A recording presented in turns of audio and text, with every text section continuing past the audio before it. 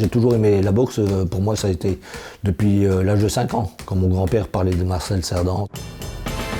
Michel entraîne le Boxing Club de Sarreguemines. Il a démarré sa carrière en 1973 et a boxé une dizaine d'années. Il est resté à Sarreguemines jusqu'en 1988 en tant qu'entraîneur adjoint. Gendarme à la retraite, Michel a voyagé avant de revenir à Sarreguemines en 2006 et de reprendre les rênes du club, une promesse faite à son ancien entraîneur Denis Dem, figure de la boxe locale. Cette année, le club fête son centenaire. Michel prépare un ouvrage, un pressbook relatant l'histoire de l'association.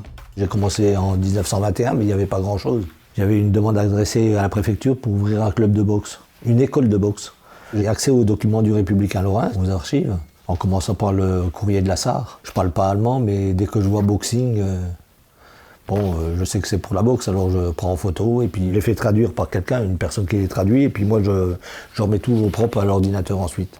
Grâce à ces archives, Michel découvre l'histoire de son club de cœur.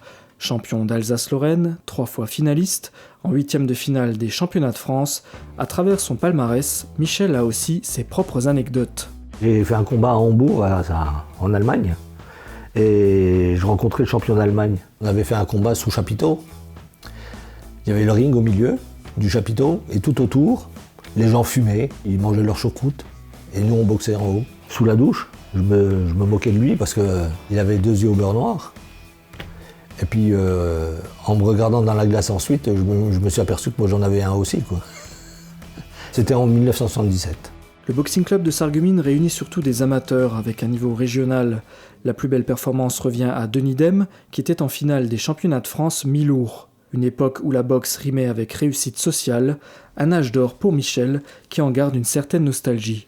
C'est plus comme dans le temps. Dans le temps, il y avait les mineurs, il y avait les gens qui travaillaient aux faïenceries, il y avait des gens qui avaient faim, ils voulaient sortir du trou.